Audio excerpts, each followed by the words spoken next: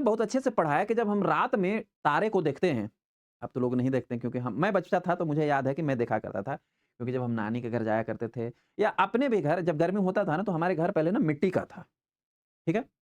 और चारों ओर से घर थे, बीच में बड़ा-सा आँगन था। तो खाट लगा के ना हम लोग गर्मियों में उसमें बीच में सोया करते थे और ऊपर आसमान को निहारा करते थे। तो पापा हम लोगों को पढ़ाया करते थे बचपन में और मतलब वैसे ही खाट पे लेट के ही शाम में चाँदनी रात रहती थी, ऊपर में तारे दिख रहे हैं और हम लोग लेटे हुए हैं खाट पे या कभी अंधेरी रात है तब भी गर्मियों में ऐसा होता था और पापा हम लोगों को जो ओरली पढ़ाना होता था वो पढ़ाते थे बचपन में। मैं स्टोरी बता रहा हूँ, तो पढ़ाने के बीच-बीच में ना ये सब भी होना चाहिए। इसका करेक्ट आंसर भी हालाँकि आप लोग बताते रहो, मैं देख लूँगा अभी। तो देखते थे कि ना कि तारे उनमें से कुछ टूट के गिर रहे हैं, कुछ टिमटिमा रहे हैं, ऐसा लगता था तारे बुझ रहे हैं नहीं और फिर जल रहे हैं, बुझ रहे हैं, जल रहे हैं, कई सारे हमें आसमान में दिखते रहते थे। तो हम पापा से पूछा करते थे या मम्मी कभी-कभी रहती थी लेटी हुई तो उनसे भी पूछा करते थे कि ये एक्चुअल में ऐसे क्यों हो रहे? तो वो साइंटिफिक रीज़न तो नहीं बताते थे, हमें क्या बताया करते थे, पहले तो हमें पूछते थे कि वो तारे हो हैं कौन? तो हमें वो पापा-मम्मी लोग बताया करते थे या दादी थी, दादी तो मैंने अपनी दादी को तो नहीं देखा, वो मेरे जन्म से पहले गुज़र गई थी। लेकिन और भी लोग दादा-दादी लोग थे, वो लोग बताया करते थे या पापा सोए हुए हैं तो बताया करते थे कि जो हमारे पूर्वज मर गए, मतलब तुम्हारे दादाजी जो मर गए, दादी मर गई, तुम्हारी नानी मर गई, वो सभी जो है वो स्टार बन गए। आप में से में भी अमूमन ने ये स्टोरी सुनी होगी कि वे सभी क्या बन गए सर? स्टार बन गए। अब वो स्टार जो हैं, वो क्या करते हैं ना कि जब आप पढ़ाई नहीं जब हम लोग नहीं कुछ आंसर किया करते थे, कुछ हम लोग नहीं पढ़ते थे, कुछ बदमाशी करते थे, तो वे लोग वही कहते थे कि जब आप नहीं पढ़ रहे हो ना, तो गुस्सा करते हैं। गुस्से में ना कभी बुझ जाते हैं, फिर कभी ऑन हो जाते हैं, कभी बुझ जाते हैं। मतलब इस तरीके से हमें कन्विंस किया करते थे। कहने का तात्पर्य ये है कि बचपन में आपने ज़रूर जो है बचपन में आपने ज़रूर जो है, ये तारों को टिमटिमाते हुए देखा होगा। हालाँकि आजकल के तो कम्युनिटीज़ चेंज हो गई। अब तो सर अपार्टमेंट फ्लैट में रहा जाता है। अब एसी रूम में सोया जाता है गर्मियों में, अब तो वो कल्चर रहा नहीं। तो अब तारे टिमटिमाते हुए बच्चे कम देख पाते हैं या ना देख पाते हैं। गाँव में हालाँकि मेबी हो सकता है, मैं भी डिनाई नहीं कर रहा हूँ। तो क्वेश्चन यही पूछा है कि वो जो हमें तारे टिमटिमाते हुए दिखते हैं, वो क्यों दिखते हैं? What is the main reason behind of it? आपके मैं कमेंट देख लूँ क्या? फिर इस क्वेश्चन को एक्सप्लेन करूँगा, ठीक है? आर्ट्स वाले तो अभी भी यही बताते हैं शिवानी शर्मा लेकर नहीं बच्चा उसका साइंटिफिक रीज़न है, ऐसा मत करो। सभी लोग पढ़े हुए हैं, है ना? परमेश्वर लिखते हैं बट प्लैनेट नहीं ट्विंकल होते हैं बिकॉज़ उनकी खुद की लाइट भी नहीं होती है, अर्थ के नज़दीक होते हैं तो इतना रिफ्रैक्शन नहीं हो पाता। बहुत बढ़िया बच्चे पढ़ रहे हैं। परमेश्वर लिखते हैं सन के 2 मिनट पहले सनराइज़ होना, 2 मिनट पहले सनसेट होना भी रिफ्रैक्शन का एग्ज़ाम्पल है। बहुत सुंदर परमेश्वर आप पढ़ रहे हैं science. That's very good. DMLT student लिखते हैं सर मैं तो अभी भी यही मानता हूँ। बाप रे बाप! चलो आज से मानना भूल जाओगे, उसका आंसर भी मैं बताऊँगा तो। बहुत से बच्चों ने ए आंसर किया है, बहुत ने कुछ ने डी आंसर किया है। कुछ परिवर्तन के कारण लिख रहे हैं refraction of light bye changes of medium inter of the light बहुत बढ़िया। चलो, बहुत खूब। देखो एक्चुअल में हमें इस इधर ऑप्शन पे आता हूँ। एक्चुअल में जब हम आसमान में नीचे से तारे को देखते हैं ना, तो जो स्टार होते हैं ना, उनसे जब लाइट निकलता है, सपोज़ दैट ए स्टार है, इससे क्या हुआ सर लाइट निकला। तो ये जो स्टार है ना, हमसे कई 100 किलोमीटर, कई मिलियन किलोमीटर कहो, हमसे दूर होते हैं। तो और हम यहाँ धरती पर होते हैं। तो जब यहाँ से लाइट चलता है, यहाँ से जब लाइट चलता है स्टार से निकल करके तो हम तक पहुँचने तक यानी अर्थ तक ये अर्थ है मान लो, अर्थ तक पहुँचने में ना इस लाइट को ना कई मीडियम से होकर के गुज़रना पड़ता है। उन कई मीडियम में क्या है, एयर के भी मीडियम है, एयर के वेव भी हैं, कहीं एयर की डेंसिटी बहुत है, कहीं एयर की कम है, कहीं टेम्परेचर बहुत ज़्यादा है, वो गुज़रते हुए आ रहा है हमारी आँखों तक।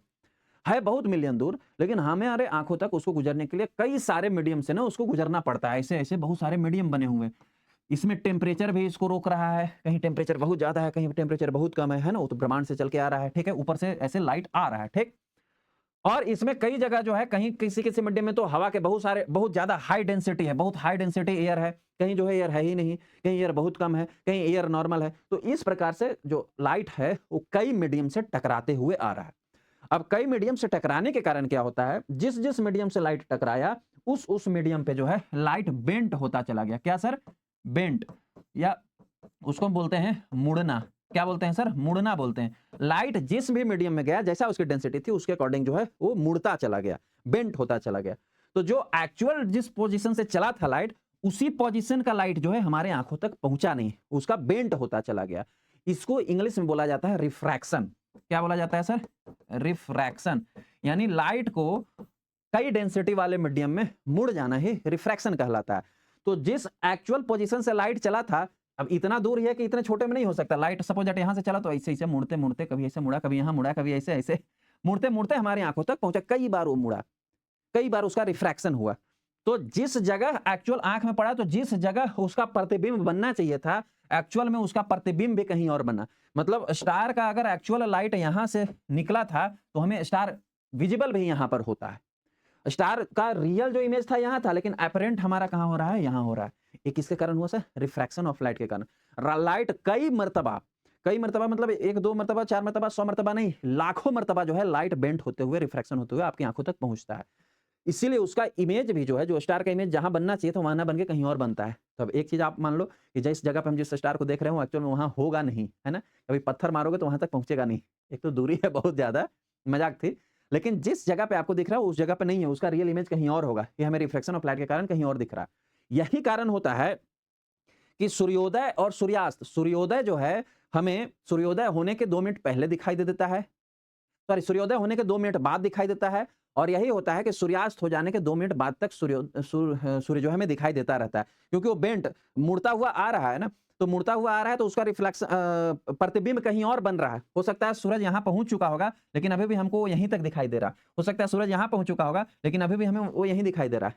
अब इस बात से मानो कि सन भी जहाँ है ना, वो हमें रियल जगह पे नहीं दिखाई दे रहा है, वही रिफ्लेक्शन के चलते। तो जब लाइट का रिफ्रैक्शन होते रहता है ना, तो कहीं-कहीं जो है बहुत हाई डेंसिटी आ जाता है। कहीं-कहीं क्या है, बहुत हाई डेंसिटी ऑफ मीडियम बीच में आ गया।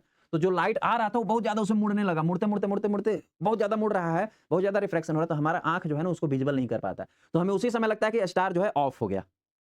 और बस विदिन द माइक्रो सेकंड उस मीडियम से फिर आगे लाइट बढ़ जाता है। फिर जो है एक लो डेंसिटी वाले मीडियम में आ गया। उसी समय फिर लाइट दिखने लगा। तो हमें लगा कि फिर से स्टार जो है ऑन हो गया। तो इसीलिए वो ब्लिंक करते रहता है। On end of and on end of होते रहता है। ये किस कारण हुआ सर? ये हुआ due to the refraction of light by the atmosphere. जो आपका वातावरण है, जो एनवायरनमेंट है, उसमें कई सारे फैक्टर, चाहे एयर की डेंसिटी हो, चाहे हॉट टेम्परेचर हो या अनदर रीजन्स हो, जिसके कारण लाइट का रिफ्रैक्शन होते रहता है। इसके कारण जो है हमें स्टार ट्विंकलिंग अपीयर होते हैं। कैसे सर? टिमटिमाते हुए। कैसे सर? कैसे अपीयर होते हैं सर? टिमटिमाते हुए। कैसे लिखते हैं यार टिमटिमाते? मेरा थोड़ा हिंदी अब मैं सीख रहा हूँ, चूंकि मैथ्स पढ़ा रहा हूँ ना आप लोगों को, नॉन टेक्निकल।